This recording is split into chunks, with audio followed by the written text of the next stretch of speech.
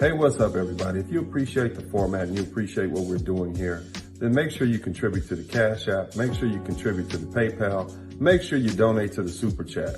It's only you and your contributions that keep this thing going. Thanks.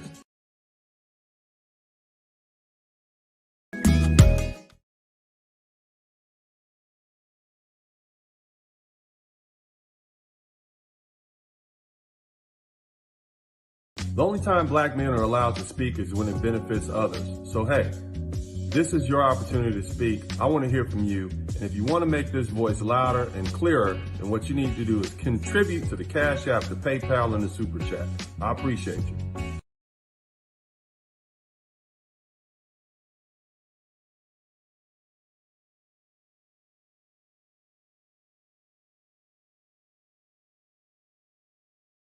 Dramatization. After a car wreck, you may have to fight with a highly trained insurance company rep whose job is to knock your damaged claim down and out.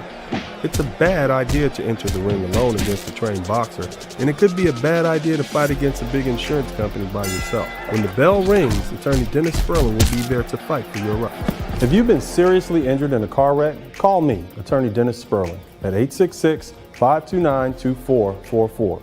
That's 866-529-2444.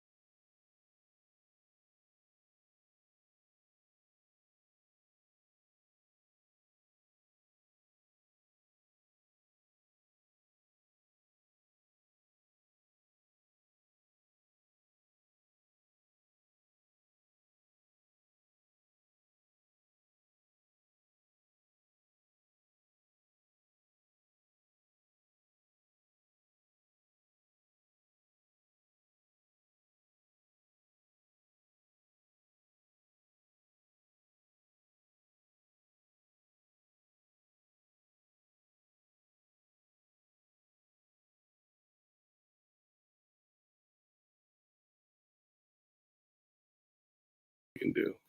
What's up, you guys? Can you hear me? This is Dennis Sperling. If you can hear me, push the number 1 button. Welcome back, everyone. This is Dennis Sperling, also known as Uncle D. All right. Welcome back, everybody. I appreciate you guys. As you see, the background has changed because I'm on holiday in Hispaniola.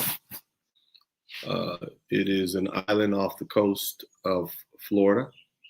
Well, it's an island. It's one of the Greater Antilles. Many of you all know it as DR, but in actuality, this island is separated into 2 different countries, 2 of the oldest slave colonies. Hispaniola specifically, or Santo Domingue, being the first place that slaves were brought from Spain in 1490. I'm sorry, in I believe 1500, actually 1501. This is the first colony. The slaves were brought here from Spain. They were already slaves, African slaves they were in Spain, and then they were brought here. And so this is a historical place for those of us who are descendants of the African diaspora who were kidnapped and brought to the Americas. So it's important that we begin to understand that. Now, in my historical figure context, I want to talk about Ahmad Baba, leader of the Songhai Empire. And this topic is going to be about how we as Black people allowed our religion to divide us. Now, it's important that we talk a little bit about Ahmad Baba. Okay, he's a very he's a renowned Muslim scholar, and he lived from 1556 to 1627. If you can hear me, hit the 1 button. If you can hear me, hit the 1 button. If you can hear me, hit the number 1 button. Everybody who can hear me, hit the number 1 button, please.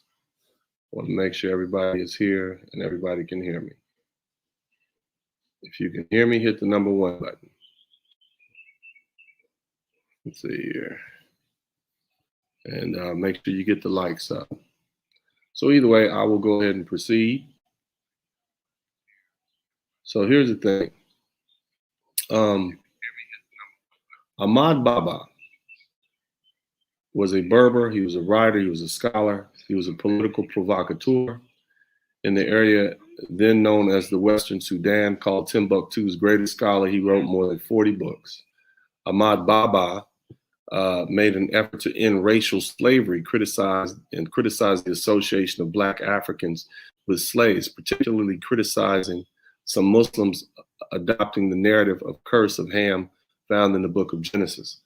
Okay, so basically what I'm telling you is that at this point, remember in 1556 to 1627, the slave trade to the New World was in full swing. What was happening was they were basically just taking any Black person they could get because they believed that they all deserved to be slaves. When I say they, I'm referring to the Arab slave traders were taking any slave trader, any slave they could, any Black person they can get in Africa, and even if they were Muslim. And so what Ahmad Baba did was wrote a treatise that said, no, you can't take anyone because there are those who are believers and you can't take them. Now, here's the ironic part. He was making an effort to end racial slavery because even back in the 1600s or the 17th century, there was still racism existing. And so they believed in the curse of Ham found in Genesis, which says that those with Black skin were, had to serve others. Okay. Now here's the odd thing. The odd thing is he would say that some people, some tribes in Africa do deserve to be slaves, not because of their color, but because of their belief system. He named specifically the Mosai, the Gormu, the Borgu, the Busa, the Mandi group in Western Nigeria and Eastern Benin, the Dagoma, the Kotukali or Timba. And here's the thing, the Kotukali were first exposed to Islamic religion through contacts with the Husa and the Fulani herdsmen in the 1700s. By the mid-1800s, the Kokoli territory had been swept by Muslim influence, causing religious wars in the area. So basically what they're telling you is they had their own set of beliefs at that time, okay? Now, today they're primarily Muslim, but Islam was forced upon them. Now, here's another one. We always talk about the Yoruba tribe. The Yoruba religion is the basis of a number of religions in the New World, notably Santeria, Umbanda, Trinidad Orishi, and Haitian Voodoo, and the Candomblé. So I can put this all in the context for you. And if you can hear me, hit the 1 button. I want to make sure you guys are getting this lesson. Basically, what he was saying was, you can't take all these Blacks. Okay, not all of them are meant to be slaves, but there are some who are not Muslim, or they believe they have these indigenous beliefs, or their beliefs are a mixture of Islam and something else. In other words, they're only half-hearted believers. Those people you can take. So when we say stuff like, I can trace my heritage back to the Yoruba tribe, you're probably right.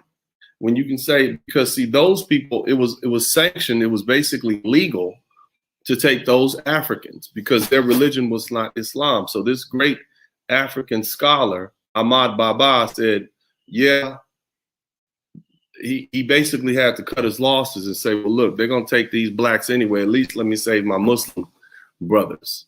And so, you know, invariably what happened is they end up taking all these different tribes, the Bambara, the Mandinka, the Fulani, the Husa, the Kotakole, the Tombongu, the Bubu, the Karmu. See, the whole point of his replies was to challenge the belief that all Sudani were indistinguishably slaves because they were black, and to condemn the illicit enslavement of Muslims as a group. You know, in other words, like I said, they were. I guess the word Sudani, and of course I'm not Muslim, but the word Sudani apparently means like black. If you black, you designed to be a slave. You see. So this was just interesting. They were basically just snatching any black person they could. Now, there's a lot more that we can learn about the slave trade, but I want you guys to check this out. I have some video footage I want you guys to check out. I'm going to pull it up right now. If you can hear me, hit the #1 button. Make sure you get the likes up. And I'm going to see if I can bring this in here. And this is something that I pulled up I think is interesting. All right. And when you add religion in the mix, it gets even more complex. Take, for instance, the most renowned scholar of Timbuktu, the Songhai scholar, Ahmad Baba. He pretty much helped us define who could legitimately enslave other people and who could legitimately be enslaved themselves within the Songhai Empire. The opinion of Ahmad Baba went on to shape the attitudes of Muslim West Africans on the legitimacy of enslavement and the permissibility of trading in slaves. He literally goes on to list a few ethnic groups he deemed as enslavable. Whoever now comes to you from the group called Maasai or Gurma or Busa or Borgu or Dagamba or Kotakoli or Yoruba or Tonbogu or Bobo or Karmu. All of these are unbelievers remaining in their unbelief until now. And thus their enslavement was legitimate. Now notice Ahmad Baba, being the intelligent Songhai man that he was, notice he didn't say some Songhai people can be enslaved. It's important, based on our discussion, that we realize how he completely left out his own ethnic group, which of course was the Songhai. As wicked as this may sound, it was clear that there were rules when it came to slavery and who can be enslaved. Let's go to another region to find out what slavery meant from their perspective. All right, and that is from Home Team History. That gentleman is here on YouTube. Check out his book. But so basically you're seeing in the mind, so here's the thing. How did we get over here? A lot earlier on, you know, it was basically a free-for-all. Now, a lot of us, we hear about these things. We hear about, our people didn't sell our own people into slavery. And in actuality, they did. They did sell us, our own people, our own black brothers and sisters, our own African brothers and sisters did sell us into slavery. It was big business. There was money to be made. A lot of people will say, no, they didn't know what kind of slavery they were selling us into. Here's the thing. The Arab slave trade had been going on for 1,400 years. They knew the atrocities that Arabs had inflicted upon Africans once they became slaves. They understood that. And also, you know, there were some horrible things going on. Slavery is slavery. And then here's another thing. At the point where it's 100 years old, 200 years old, people have gone over and come back. There are actually people who were slaves in the New World, got free, then came back and became slavers themselves.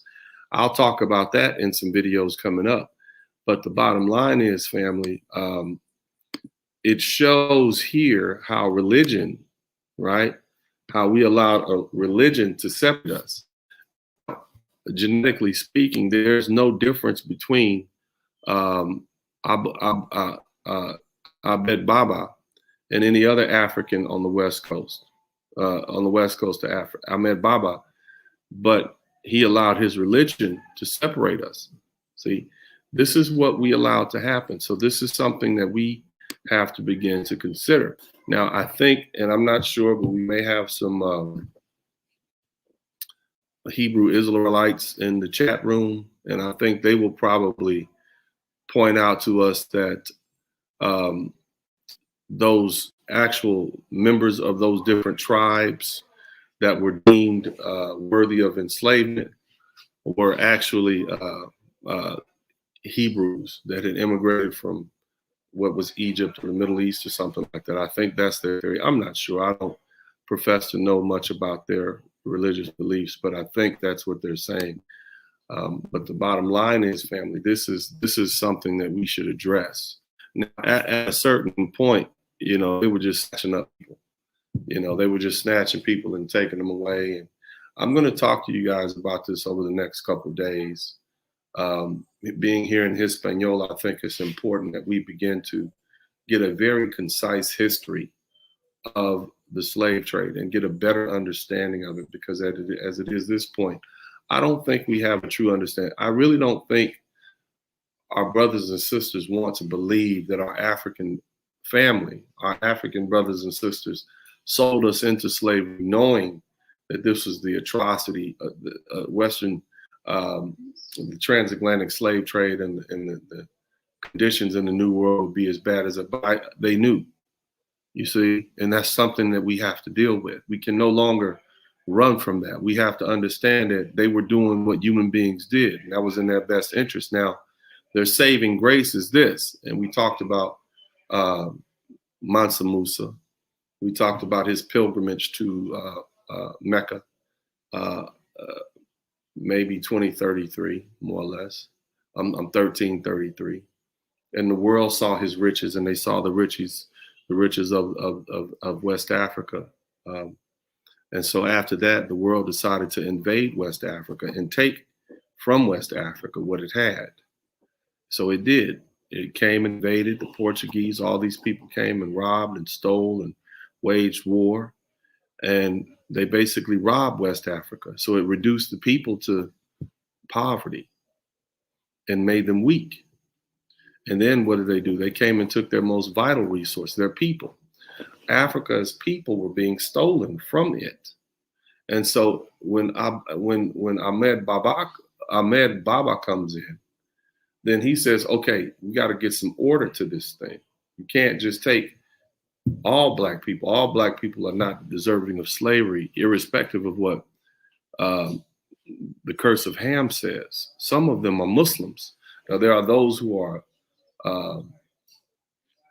what he called lackadaisical or have these indigenous beliefs. You can make those slaves, but you can't make these Muslim slaves. But even then, those were his African people. Those people are genetically identical to the rest of us. So we have to examine the fact that even Ahmad Baba, in his great wisdom and scholarship, allowed or gave justification for the enslavement of his African brothers and sisters.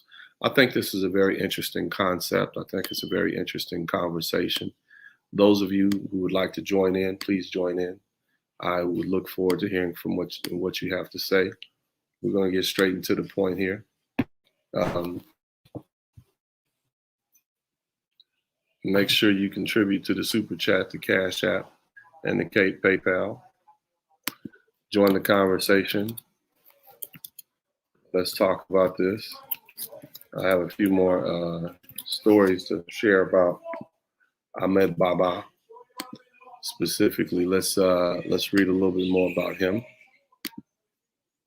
and so that we can be abreast of who he is. All right, let's see if we can get him in here. I will do my best. Anybody wants to get in the room, you're welcome to come in. Please contribute to the Super Chat, the Cash App, and the PayPal. Okay. So let's see here. All right. a little bit about the super chat, the Cash App, and the PayPal. Ahmad Baba was born on October 26th, 1556. So let's see here. Near Timbuktu. All right. He was a teacher. He moved to Timbuktu at an early age to study with his father. He eventually came under the tutelage of the great scholar known as Muhammad Abu Bakr.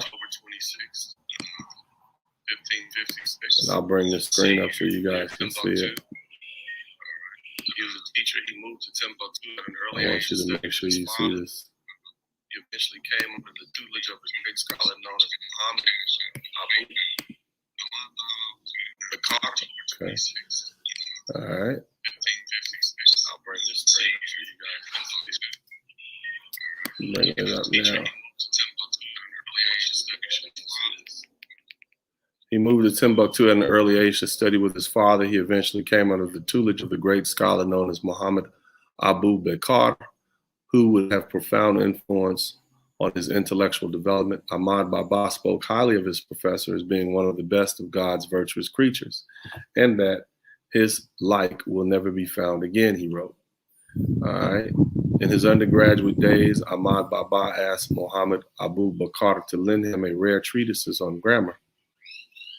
The great master teacher gladly complied with his request and furthermore searched through his library for other books that would be service to his pupil. Ahmad Baba remembered, and he acted thus notwithstanding the fact that he had passion for books and that he collected with order, both buying and causing them to be copied. All right, so let me see here. I think he says when he arrived in Morocco, he was in prison. However, due to his great reputation of being one of the greatest scholars of his, so he had basically gotten trapped and in jail, put in prison, whatever. But the Arab scholars begged and petitioned for him to be released. In a Moroccan text from the period, Ahmad Baba was praised as the Imam and the erudite, the high-minded, eminent among scholars. Ahmad Baba, he was released a year after his arrival on May 9th, 1956. That shouldn't be it. It's not 1956. That's incorrect. All of the believers were greatly pleased with his release, and he was conducted in triumph from prison to the principal mosque in Marrakesh.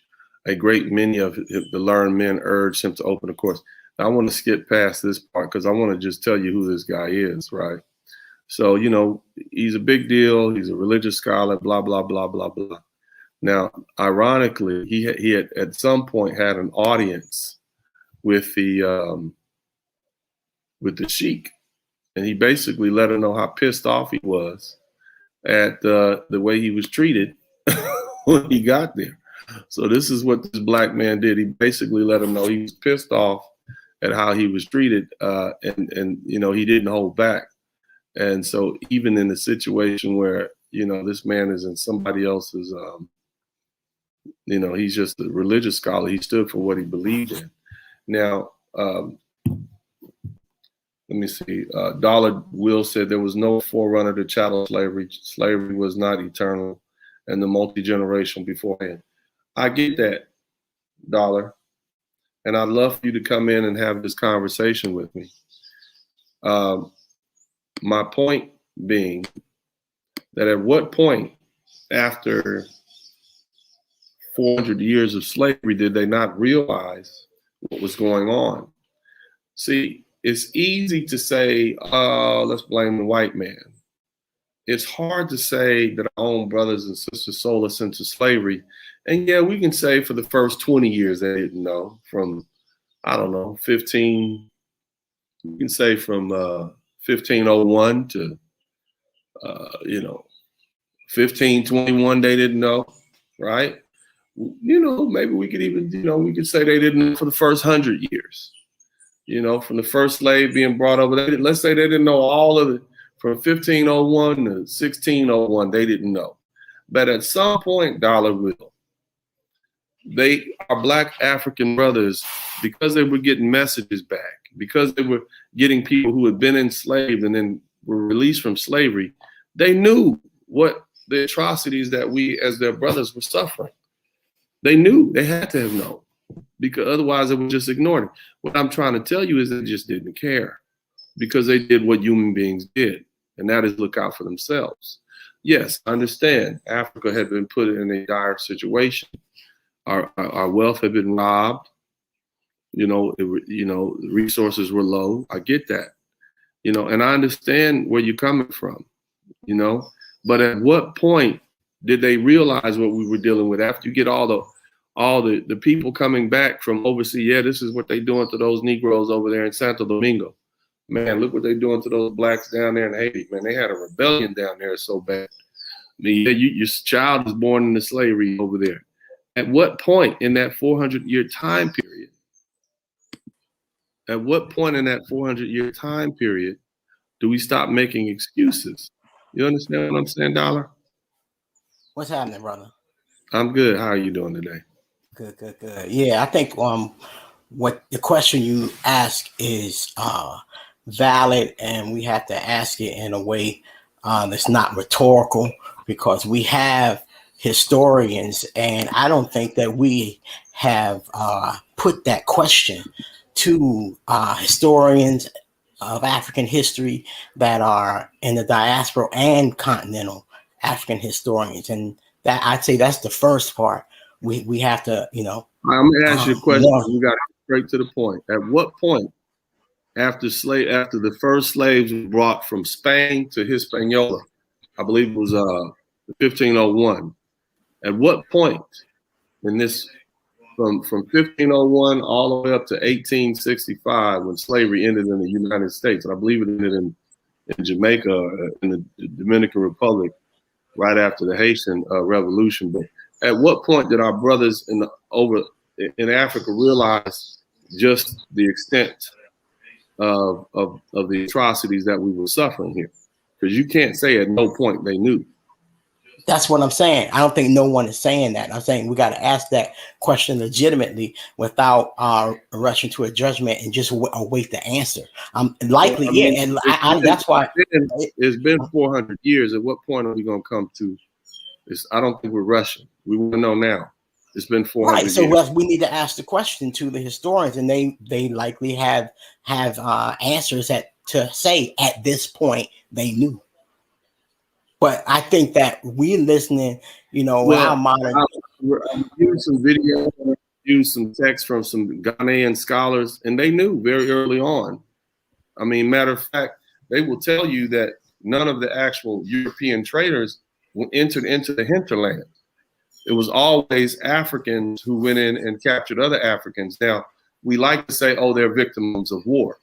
We like to say that this is what that was. No, but at some point, they would just go and kidnap people. Yeah, it might, all of that broke down. And so Stanley Collins is here. I believe Stanley is a member of the Hebrew Israelites.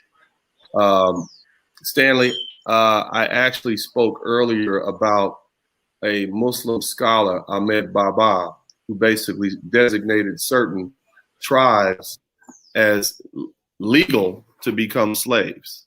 And those tribes were the Mosai, the Gormu, the Borgu, the Bariba, the Busa, the Yoruba, Bambara, the Andinka, the Fulani, Hassaf, Kotokoli, Tumbunghu, Bubu, and Karma. I believe that's what the Hebrew Israelites will say are the different tribes from Israel who immigrated there. I believe that's what he'll say. But according to Ahmed Baba, he basically said that they're not Muslim. Yes, they're black, but they're not Muslim. Not all blacks are subject to be slaves, but those who are not true believers, they are definitely subject to be slaves. So that's what he said. But go ahead, Dollar. I didn't mean to cut you off. I wanted to acknowledge, because I think that's an interesting point that those Hebrew Israelites bring up. It's another explanation, but Ahmed Baba brought it back earlier. They weren't true believers, so they deserve to be slaves. But go ahead, Dollar. Go. Yeah. Another aspect of it, just to clarify the question, because I'm not trying to duck this. We do need to get into this. But my question for you is, can you just clarify the question? At what point did they know what? Well, I think they knew it. I mean, see, here's the thing, and I'm going to put some videos up over the next couple of days. But you have historical accounts of people being kidnapped, brought to the New World, and then released and coming back and becoming slaves themselves. I mean, becoming slavers themselves. Like literally, they got captured. They got captured, brought to one of those Caribbean islands or whatever, saw all the atrocities, stayed there for 10, 12, 15 years. They were petitioned. Somebody petitioned for their freedom. And then they managed to come back and they themselves became slavers. Black slavers. That's great information to know. Yeah, it'll be. But then again, in the history, if you look at, so it was well known, is what I'm saying. The atrocities of what was going on in the New World was well known. They had boats going back and forth all the time. It was a triangle. Those people were talking. Yeah, man, it's bad over there, man. Blah blah blah. It's bad over there. They knew everything that was going on. All right. So my thing is, it's very difficult for us as black men, black people, to accept the fact that our own black brothers and sisters actively knew what was going on. So we rather say, oh, no, they didn't know. We just blame the white man. But the truth is, our African brothers did what human beings would do. They did what's in their potentials. Two things. One, we say slavery, and we say that, historically that's a plural. Okay, so slaveries was normal. The transatlantic slave trade. I'm talking about Africans being brought. Can I make my point? Can I contextualize my statement? Let me contextualize my comment. Right.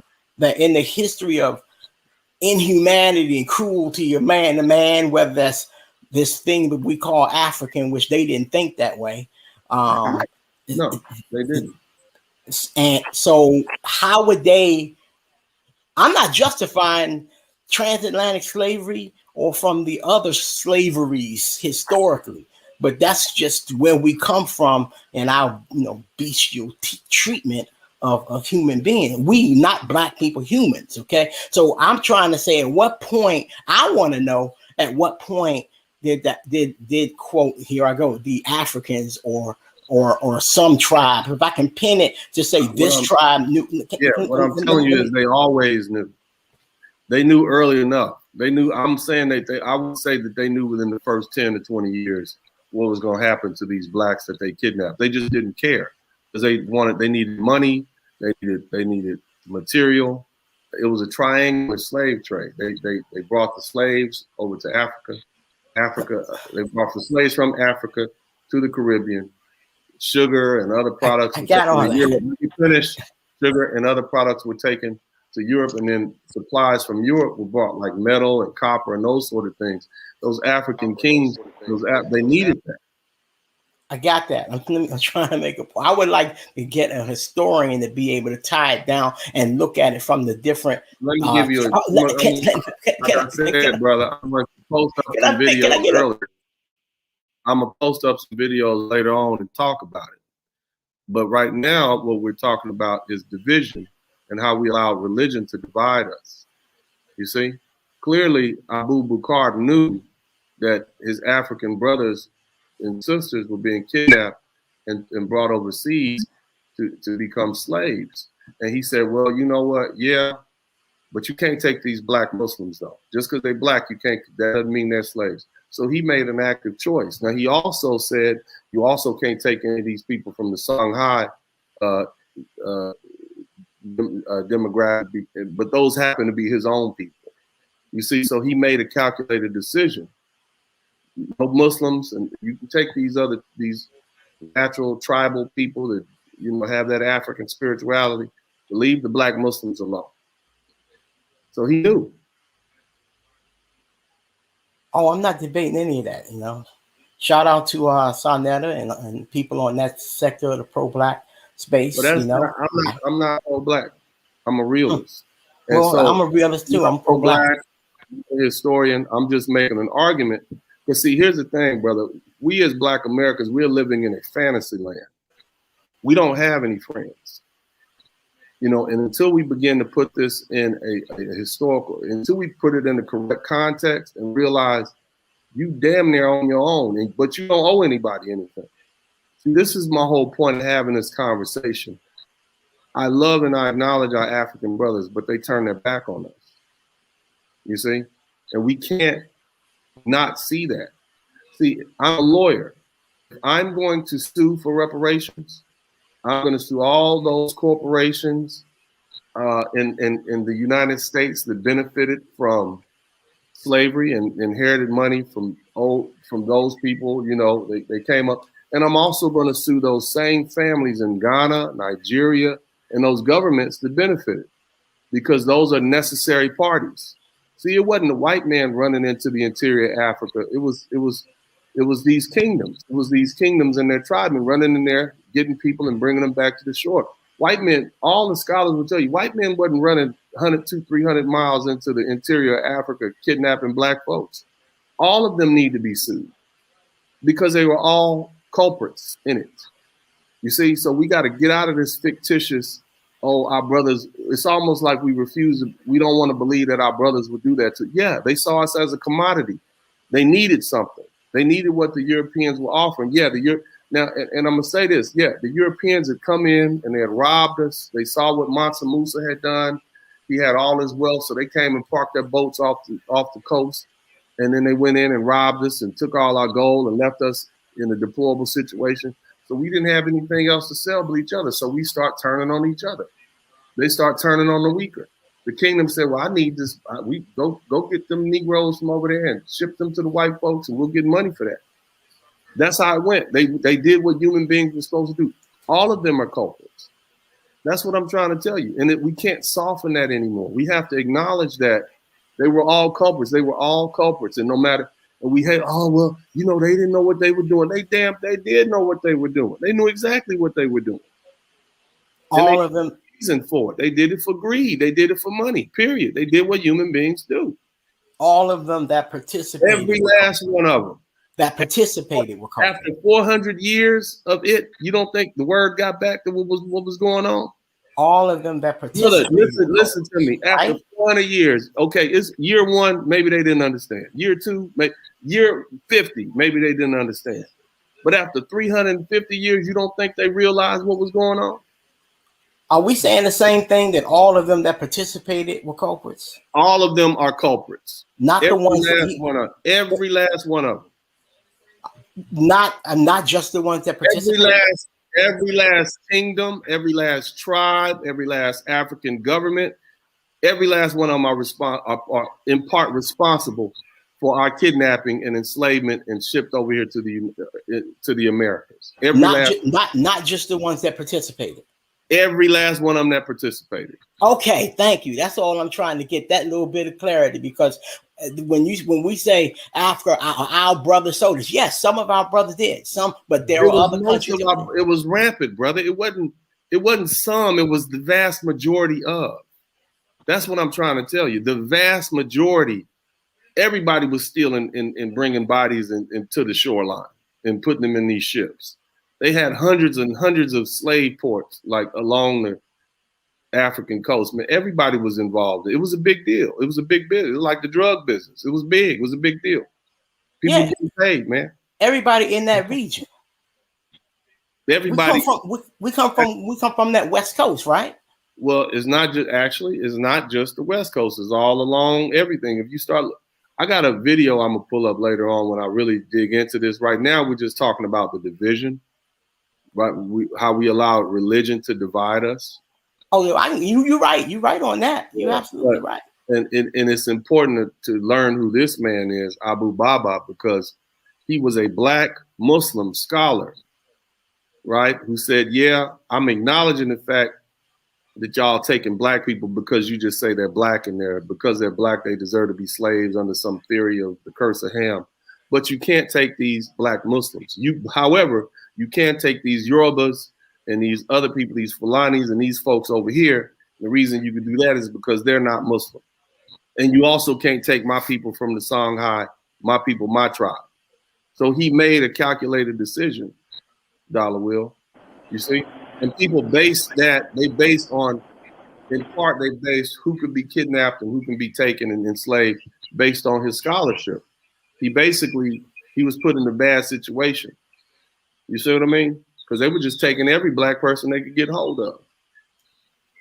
Yeah, I'm not in disagreement with what you're saying. I'm saying there are places and spaces, pro-black spaces on YouTube. You can't. I can't make my statement. I'm not pro-black.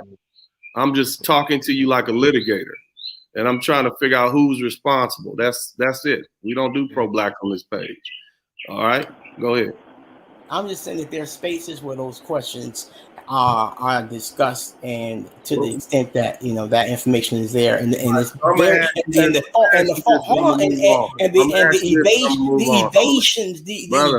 Brother, we've been talking for like 30 minutes, you and I alone. I'm gonna ask you this. I'm gonna move on to the next person. Do you believe that at some point the Africans knew what they were doing and the atrocities? We as the blacks who were kidnapped and brought to the Americas, do you believe they knew exactly what was going on and didn't care? In the context you phrased that question, at some point, absolutely, and in the for the people, sir. Next question. They also believe that. Sir. The next question. At what point do you believe they knew? Was it 100 years, less than 100 years, or more than 100 years? Without some information, I wouldn't even get to that. I would need some. So you don't know. I don't know. Right. I think it was within the first 100 years they knew exactly what was going on. And I have some scholarship that prove that. And the reason I say that is because Ahmad Baba knew it within the first 100 years. And he was a scholar. And that's what his scholarship was about. That's why I base it on. That's why the whole point of me bringing that up. He, from 1556 to 1627 was his lifespan. And he wrote that article in the late 16th century. So they knew. He knew. He had a very detailed understanding of it. This wasn't the type of slavery that you could. That's why he was adamant about, no, you can't take all of us over there. This wasn't that normal slavery. If it was just a normal slavery, he wouldn't have a problem with it. The slavery that they were used to. This was different. He knew it at that point. That's why he wrote that scholarship. I mean, but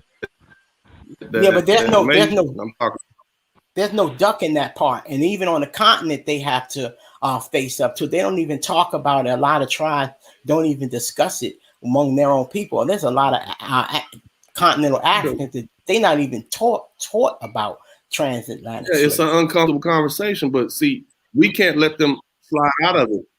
Correct. Yeah, but we can't let them escape from it. They're responsible. You see? So anyway, I appreciate the brother. I appreciate the back and forth, man. Don't take it personal, but this is how we build. You know what I'm saying? But thanks, Dollar. I appreciate it, bro. We're gonna go to Armani Bliss. Armani, man, what's up, brother? How you doing? Hey man, how you doing? Armani Bliss. I'm good, yeah, man. So I'm generally I want to talk about how we allow religion to divide us, for something as simple as what you believe or who you consider God to be, or your spirituality, something you can read and touch. Many of us were sacrificed into slavery, and we've been here, our ancestors, and we've been here ever since, Right. I think, yeah, you hear me? I can hear you, sir. Yes, sir. Okay, yes, cool. So I think, I would just say this. I don't have much to say though, but I say I think they kind of knew immediately of how heinous the treatment is going to be. I think that I guess the things I've read and the pictures I've seen, they got the slaves into these collar-like chains, both hands and feet, and I'm pretty sure through that whole process of capturing, looking at the blacks that are capturing other blacks and also the whites, how they're handling them, you kind of know that shit is going to be hell for them. And also putting them really squashed up into ships, only only have a 2x2, and also putting them really. Oh yeah, putting them that was an echo. But putting them in a 2x2 square space, And I know they had, and like I don't know, they knew what was going on, and I guess Yeah. for them it was more like not for morality, more for survival. Like you said before, Dennis, you said like they're victims of war, so you know other blacks were against other blacks, and like if this white guy is giving me guns to really to take me out. I mean, this white guy is giving me guns to take out the other black tribe, Yeah. and my tribe can survive, and I can just keep my women. I may have to do that. And I know that seems wrong though, but it's John, like you said before, Dennis, is just like it's basic human nature. So Yeah, I mean, there's nothing there. they survived. You know, they did the best they could to survive. I mean, it is what it is. But as looking at it as a litigator, I'm suing everybody. Because everybody, the people who ran into the woods and ran into the wilderness and got you and kidnapped you, I'm suing the people who sold you to the people who had the boats. I'm suing the people who ran the boats, shipped you from one place to the other. I'm suing the people who enslaved you. All of these people are culprits. You see what I mean? And there, it's indistinguishable as to who's at fault. And the only argument that here's the arguments that I heard from my African brothers. They say stuff like, well, slavery was normal, and these weren't our brothers because they were from different tribes and they spoke different languages and what else? They were different religions, so they weren't actually the same people. You know, that's what they say. But when I listen to stuff like that, that sounds pretty hollow. Y'all look alike. Yeah, you might speak a different language, but just because this lion roars one way and that lion roars another way, they still lions, right, Armani? Yeah, totally agree. Yeah, that's a BS excuse to justify it. That's what I'm thinking. You see what I mean? Yeah. It's just a justification. I don't know. It's just about power hungry, and like and who can like take control. I think they were talking. I think they were thinking about immediate gratifications. Just like obviously all of it's not acceptable, but they're thinking about like, hey, if I get their land, I can keep their land at this moment, you know. So, the crazy thing was, even like some of the people, and again, this is a very deep subject, and this is not something that we could just. This is just the first conversation that we're having on it, but you know, there was even instances where the Portuguese were just going too far. They were coming in taking anybody they could get, they would take, to the point where some of the chiefs were like, well, you know, we justified you taking some of these people, but you've taken our the nobles, the children of the nobles. You've taken everybody. People were at a certain point, it was a free for all. Yeah, and everybody was getting gaffled up. You know what I mean? Yeah, you're right, because that's one of the reasons why Africa is divided in their countries the way they are today, because the Europeans pretty much divided them into their own territories. They go ahead, man. But yeah, that's pretty much it. Yeah, they divide. I mean, the British got some, I guess, you know, the Dutch and like the Portuguese. They all got their own piece of the land of Africa, and they made it to their own territories. And that's why it was a free for all. Then let's talk about, and anybody else who wants to come in, but we also should talk about the effect that it had on Africa. See, what happens if, you know, you got an engineer and he's building a bridge, and the next thing you know, the engineer disappears because he's been kidnapped and taken across the ocean. Then you got to find somebody else to build that bridge, right? Or what happens if the prince who's supposed to take over power from the king is kidnapped and taken overseas? That means what? You're losing people. You're losing your most vital resources. You're losing your people. And so imagine having millions and millions of black people taken from Africa. It sets you back for 400 years. You can't even set up an infrastructure because your people keep getting taken. You understand what I'm saying, Armani? Right. Your people keep getting taken. Your infrastructure keep being warped or damaged. It's kind of like you start from scratch in some sense. But yeah. Now, Stanley Collins, I believe he's a member of the Hebrew Israelites. He said, we weren't the same people. We migrated from Israel to the interiors of Africa, running the Romans. See, the problem, Stanley, with that is that when we take these genetic tests, we can see exactly where these folks are from. And so that doesn't pan out. Maybe that theory was good before we had DNA tests, but now it fails because the DNA tests prove otherwise, Stanley. If you want to come in and have a conversation, we can, but we are in effect the same people. Look, the Arabs saw us as the same people.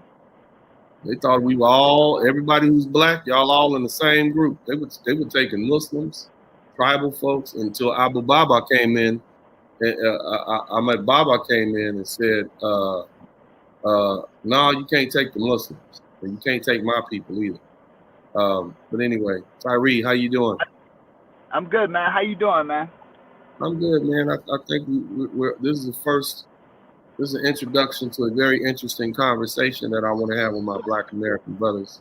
And this is not just pertaining to Black Americans, but see, we also have our West Indian, Afro-Latino, Central African, Central American African brothers, South American African brothers. The vast majority of the slaves were taken to the Caribbean. Africans who trapped the entrapped Africans, enslaved Africans, were taken to the Caribbean and South America, not the United States. You see what I'm saying? Yeah. And man, I think so. You were talking about how long before they realized like what was going on. I think it was like very beginning they knew what was going to happen. Like they knew that slavery was not like a peaceful thing. It wasn't something that people do like to somebody that they like or something like that, because the whole thing, if you've ever read like the Willie Lynch letter, like it talks about perpetually doing something for 1 year, and the people will do it to themselves after that year. So they'll follow in line and raise their children in line after a year of doing that. And so I think that we probably realized that we were in slavery like maybe like 100 years or 200 years afterward, because I think it was Frederick Douglass that didn't know that he was a slave like until after he got out of slavery. I think, and I want to clarify what I'm saying here. There's always the excuse we give our African brothers that they had always had slavery on the continent. They didn't know that the slavery that we would be suffering would be a different type of slavery where children who are born of slaves would also be slaves for life. They couldn't work their way out of it. That was a different kind of slavery. And so we give the excuse to our African brothers and say they didn't know what they were doing. And I'm saying that if the first slaves were brought from Spain to Hispaniola in 1501, and the slavery went on from 1501 all the way until 1865, at least in the United States, at what point in that 365-year period did our brothers not know, our brothers and sisters who were still capturing us and sending us overseas, at what point did they know we would never escape slavery? It wasn't the type of system that they had in Africa, that our children and our children's children would be slaves, that we were being treated harshly and beaten. At what point did they know exactly what was going on, especially when you have scholars like Ahmad Baba who said, look, this is so bad. This is not he had to distinguish between his African Muslim brothers and his African or his Black Muslim brothers and his Black non-Muslim brothers, and say, you can take them, but don't take mine. If it was the normal slavery, then if it was a normal slavery they wouldn't accustomed to, he wouldn't have had to write a letter about it. He wouldn't have to write some sort of scholarship about it. So I think they knew. I think they knew very early on. I think their scholars knew about it early on. I think it was I think people coming from the New World, coming back, telling them, explaining and talking about what they had seen and what they had undergone. I don't think we can give our African brothers any excuses anymore. I think they knew what was going on. Those kings knew. Everybody knew. Go ahead, bro. Yeah, man. Absolutely. I feel the same way, man. They knew from the beginning, man. It wasn't. That's why it was, like you said, to get a specific people to do this, not to get everybody. And then it got so large that everybody started getting engulfed in it, and everybody started getting taken. But just like you said, man, I think from the very beginning, man, it was something that they knew. They knew the outcome of it. They knew what they were doing. But I feel like as a human being, like, your thing is, hey, I'm gonna capitalize on whatever it is around me. If I can sell if I can sell this over here and make some money off of it, then I'm gonna capitalize on that. And then it eventually just started moving into human beings. Like, I'm gonna capitalize on this weaker person over here and get them to do what I don't want to do. You know what's crazy, man? And I'm gonna ask you this, Tyree and Armani. Like, we act like this is like not unheard of. In our lifetime, we've seen Black people sell drugs, hard drugs like heroin and cocaine to each other to make profit, knowing what it would do to our brothers and sisters. Children coming out with deformed fingers, children with mental issues. We see what it was done, but we did it anyway. What was our excuse for doing it? Well, if I don't do it, somebody else gonna do it. I gotta make money to feed my family. It's either me or them. So we've done this before. This is not something that's not unheard of in our community. And I'm talking about as late as the 1980s and 1990s. We've sacrificed ourselves for money before, for greed, for our own self-preservation. We've thrown our own Black brothers under the bus for that. Well, I'm gonna shoot him up because of the color of his rag that he wears, his t-shirt. I don't like his neighborhood. We've killed each other for less. So generally speaking, the question is, what lessons can we learn from allowing religion to separate us and do atrocities to each other? But generally speaking, we recognize that there are those who will capitalize on our differences. And so what do we do about that, Tyree? Do we continue to let it go? Because it seems like it's pretty easy to divide us, in my opinion, Tyree. And then we'll go back to Armani Bliss. Yeah, man.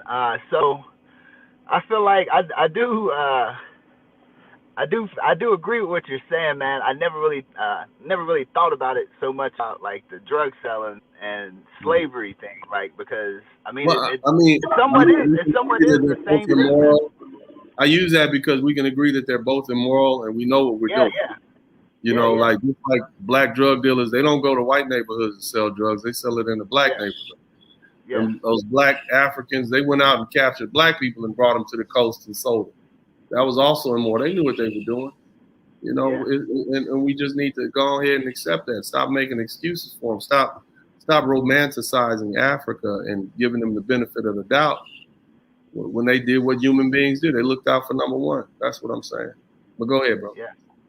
Yeah. And so, I mean, I just feel like it's, I mean, if I think about it from the standpoint of why people sell drugs and things like that, man, at some point it is survival, but then you get an abundance, and it's like, okay, it has to be greed at some point, because you could stop, like you could stop and you could be okay. And I just think at some point it becomes greed, and I mean, I don't really know how to get greed out of people, or how to get people not to be materialistic, to want things, because I mean, people are always going to want things and want to show off things to other people, and I mean, I feel like that'll keep it going, man. That'll keep it going. It's an interesting conversation, like how do you separate people from their greed? But I don't know if we can do it, so that means we'll always be destined to be exploited again. But thank you so much, Tyree. Armani Bliss, man, what else you got to add to this conversation? Been patiently waiting, and then we'll go back to Tyree. Anybody else who wants to join in, join in. I hope you all are disturbed by this conversation. I hope that this conversation makes you upset. I hope that it's forcing you to think about things that you wouldn't normally. I hope you're uncomfortable with it. That's the whole point of this. I hope we have differing opinions. I hope this is highly contested, but this is something we need to talk about. Reparations is something we like to talk about, but who do we sue? As an attorney, I tell you, we sue everybody.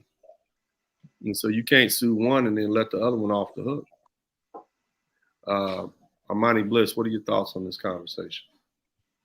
I mean, this is a lot. I mean, it's not really any like one particular solution. Can we accept first the fact that our African brothers were just as responsible as the Europeans who bought us at the shoreline? Yes, we can. Yeah, we can. Yeah, that's Absolutely. the first step. Yeah. We can absolutely, acknowledge that. But like you said, how to get out of that is hard because I mean I don't believe like it's only just blacks on blacks. I think it's also other races too. But I think we're a little bit different. It's just a human thing, basically saying. Yeah, it's just a human thing, and like we are the least educated, least wealthy people, and if we can't get it from, I don't know, it's just easier to exploit people that you already know. So or look like you. NIR2 said that would bankrupt African countries more than they already are. But so what, brother? Look what. Yeah, okay. Well, who cares? I'm not justifying. No, it's just I don't know how to get out. There's a gentleman in the chat room saying if we got our reparations that they owe, along with what the United States and these other European countries, would bankrupt African countries. But look what they did to us. Yeah, why do we care about their? They haven't offered us a lifeline. But go ahead, brother. Yeah, I wouldn't care about other African countries. I mean, not in the bad way though, but it's just like we should care about ourselves first and then move on to others. But because it's like they cared about themselves first. Right.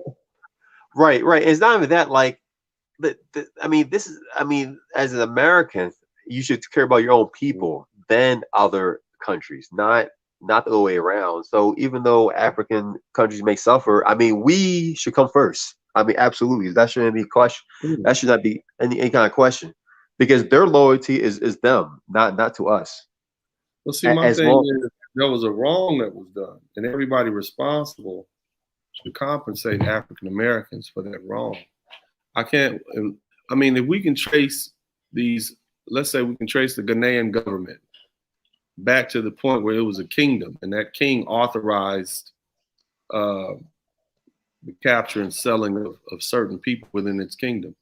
And that kingdom, that government inherits the responsibilities and liabilities of that kingdom which it took over.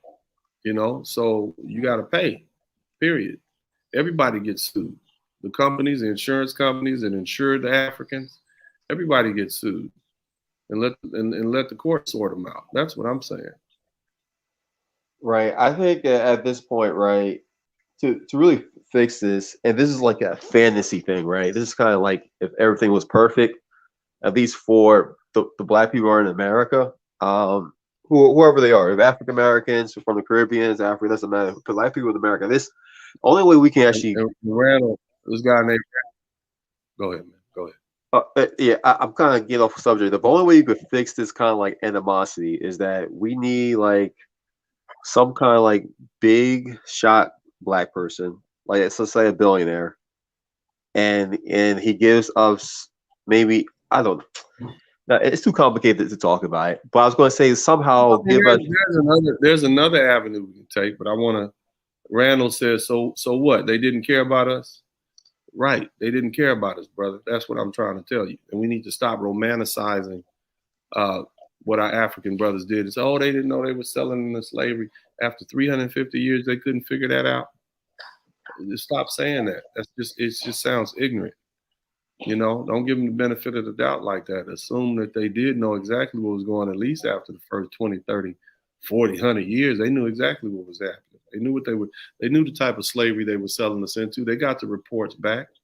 They knew what was going on, period. They knew it. They knew it. They acknowledged it. That's why I'm telling you, Ahmad Baba, that scholar, and him writing that letter is telltale sign that they knew what was going on. That's why he didn't want his people to go over there. This wasn't some normal slavery that's been going on in the motherland for thousands of years. This is different. You a slave, your children were going to be slaves. You're chattel slavery. This was different. You weren't treated with respect. You weren't treated like a member of the family. You were treated like the horses and the cows and whatnot. He knew. That's why he didn't want his own people to go. You see? In the motherland, sometimes a slave could end up becoming king. You were just more like a servant. You wasn't going over there to be a servant. You were going over there to be a piece of property. And Ahmad Baba knew it. And that's why he wrote that scholarship. I'm like, okay, if y'all gonna take them, don't take my people. Don't take my people. Leave the black Muslims alone. Y'all can take them Yorubas and Fulanis and all those people, those non-believers, but don't take my people. You see what I'm saying? Armani Bliss, they knew. And Right. he wrote that back in, I believe, 15. When did he write it? He wrote that article back when he got to Morocco in 1592 or something like that. So he knew. But go ahead, bro. What else you got to say? Yeah, I mean,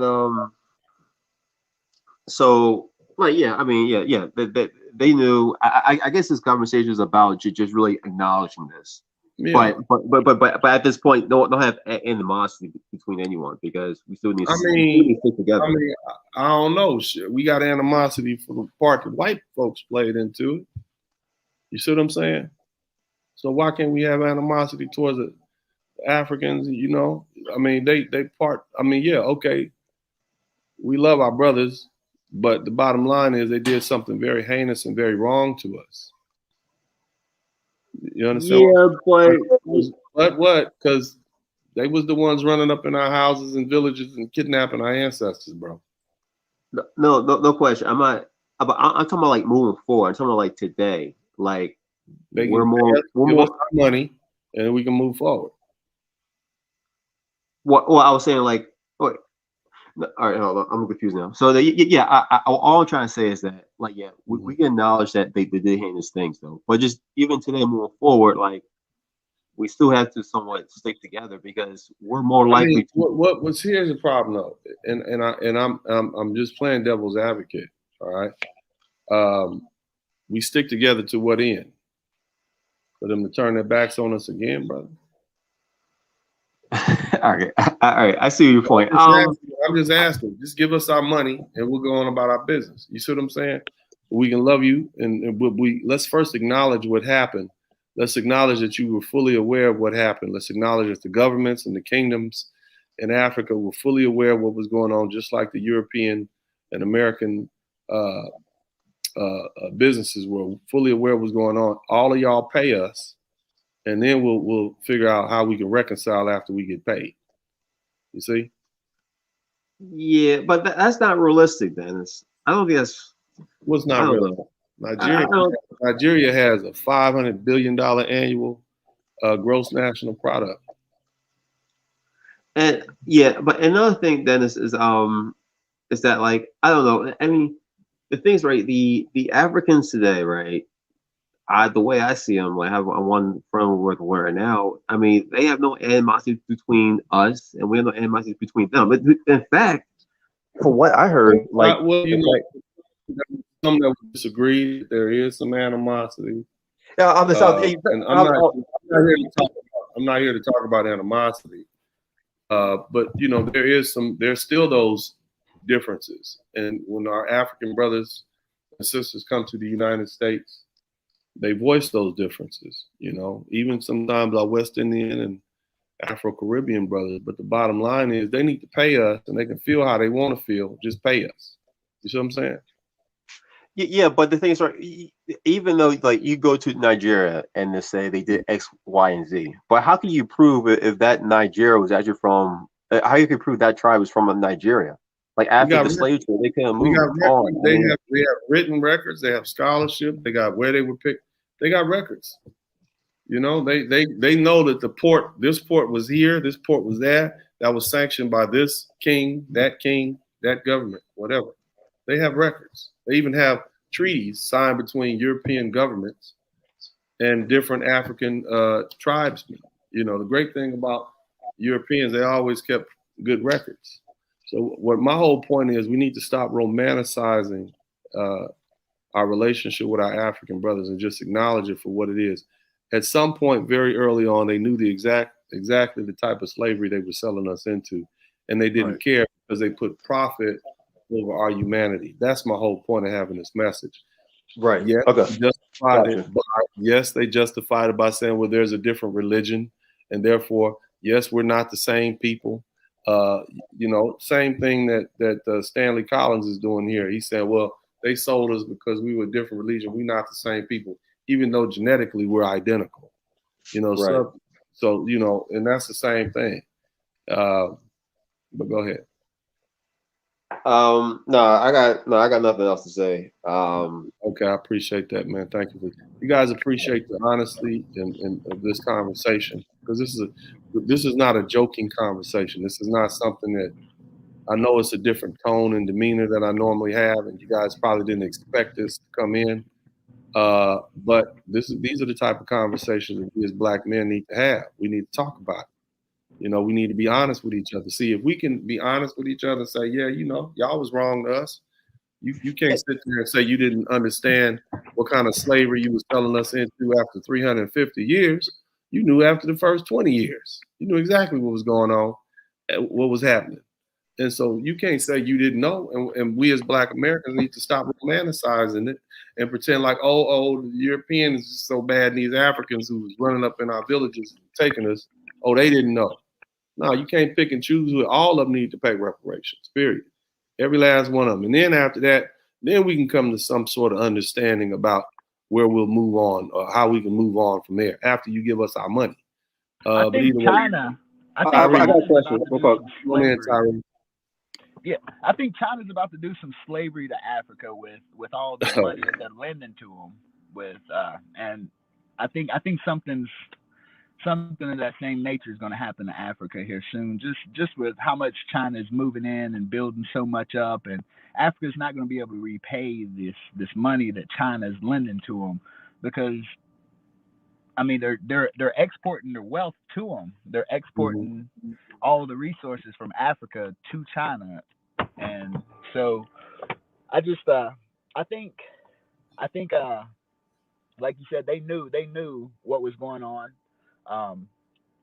And like you said, everybody's involved, from the ships, the people who had the ships, the people who kept the laws, the kings, the queens, like everything. Yeah. So, and I think it's just like you said, like we have so much pride in Africa, but every time an African comes over, like they don't associate with you. Like they don't associate with you. Know, we got some good brothers. You know, it's not all of us. You know what I mean? It's not all of our African brothers. Absolutely not. See, here's the thing. I can be cool with somebody, but they still owe me my money, and I still want my money. You see what I mean? Yeah. I'm still cool with my African brothers. I love my African brothers, but y'all owe us some money. Period. Yeah. That's all I'm saying. You gotta pay for the parts you played in this atrocity. And so let's get this one big lawsuit. You know, let's talk about it. Now there's other ways in which we can be compensated: land, different things like that, citizenship. That's a start. Try to make us whole again, give us what we lost, those sort of things. But we can't let them off the hook. That's what I'm saying. Absolutely. You know, and looking at this as a litigator, it's like, how did they get on the boat? Well, these Africans, okay, if Captain John Smith just waited on the boat for them to bring who brought the Africans to him to the boat? Yeah. So we got to see them too. You see what I'm saying? Yeah. And so that's the whole point. You know, we can't allow, we get everybody. You see what I mean? That's my whole point, man. We got to get everybody. If you guys appreciate this conversation, make sure you contribute to the Super Chat, the Cash App, and the PayPal. The reason that we're talking about this today is because, you know, I'm here in the seat of where, you know, slavery started in the New World, Hispaniola. And I think it's befitting that we talk about Ahmad Baba. We were talking about great African scholars, and he is definitely one of them. He's a Muslim from the west coast of Africa. You know, he put some interesting writings down back in the 1600s, in the early 1700s, acknowledging that slavery, the capture of Africans, blacks, being brought from the old world to the new world was occurring. In addition to that, he even delineated between those that can be captured legally and those that can't. Now, at that time, that region of the world was governed by Islam. The Arabs had come into North Africa and proselytized many of the Africans. And so some of the Africans remain in their traditional spiritual worship, i.e. the Yoruba, Fulani, those sort of people. He said those people, amongst other groups, were acceptable to be enslaved, captured, and sent to the New World. A slavery that they knew exactly what, what entailed. They understood they weren't coming back. They understood they were going to be definitely more than just servants, because they weren't coming back. He knew well enough to know. The man wrote 40 books. He was a learned man.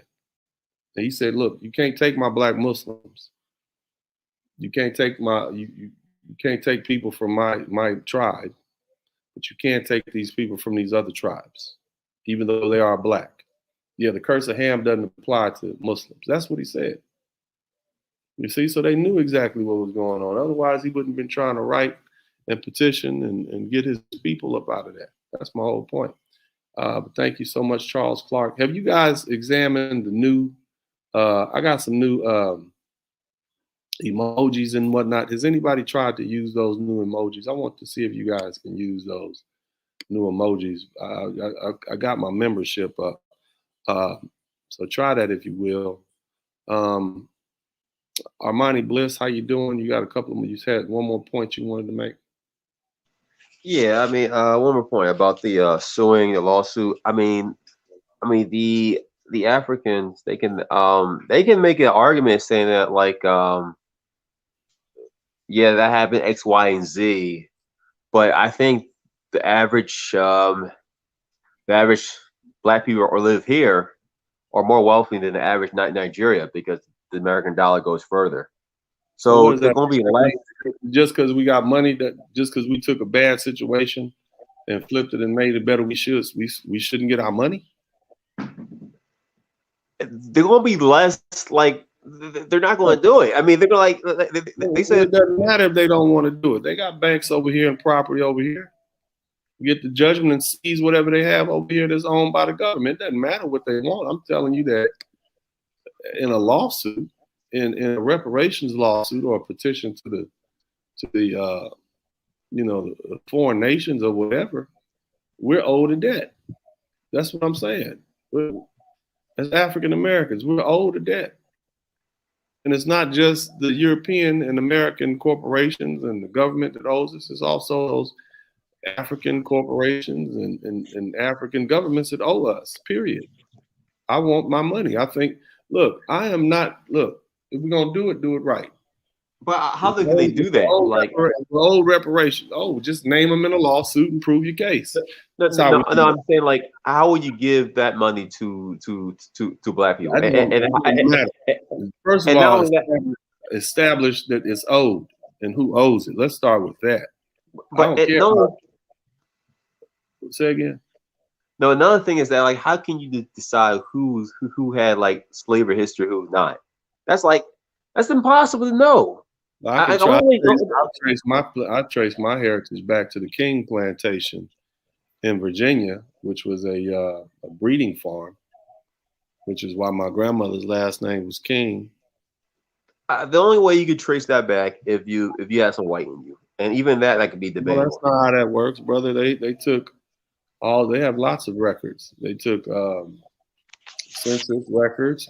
You got records, those type of records. It can be done. That's not the problem. It can be done, but I'm not gonna let that stop. But that's not a problem. That can happen. We're not talking about something that happened 2,000 years ago. We're talking about something that was a couple of hundred years old. They had written records and photographs and all kinds of stuff. That's not the issue. We're supposed to have our money, and the people who owe us are supposed to pay us. That's my whole point. That's not a problem. Figuring out what do we do after we get the money, that's something for somebody else to figure out. I want to get the money. They owe us. We're entitled to it. They did us a wrong, and we need to be compensated for that wrong. And then afterwards, we can figure it out. But I guess the main point here of this conversation is moving forward. They need to be punished for making excuses, and they need to be punished. We need to be compensated. That's what I'm saying. You let religion divide you. Okay, you did it. Now you got to pay us. You were wrong. It was wrong. That's how you make them show. That's how you show them they were wrong, by hitting them in the pocketbook. You understand what I'm saying? Yeah, I do. Otherwise, they don't have to pay. It's like, okay, we did it. They don't have to pay. You make them pay. Make them suffer. Like we suffer. Make them struggle. They coming up. They got nice stuff over there, and make them pay. And then they'll realize, ooh, we can't never do that again. They'll be talking about that for 500 years. You see what I'm saying? Yep. Yeah. I'm just not convinced, but I'll just leave it. Which part are you not convinced of? That we're owed money as African Americans from? Yeah. You're not convinced? No, wait. I'm not convinced that it's going to happen. That's the thing. There's no way it's going to happen because you can feel that way if you want. I mean, that's like honest. I'm being honest with you. Like, if you end up making that lawsuit, I can see somewhere in the government they're going to say, you know what, we're going to do something shady. These people, Dan Sperling and his people are not going to get this money. All right. It might not be me that does. It might be your son or your niece or your daughter that is becomes a lawyer or a judge or something like that. But what we have to start the conversation. You see what I mean? That all we're doing is starting the conversation. And so far we've been on the wrong path. We just want to get our money from white folks. But history shows and the records show that our own African brothers and sisters knew exactly what was going on.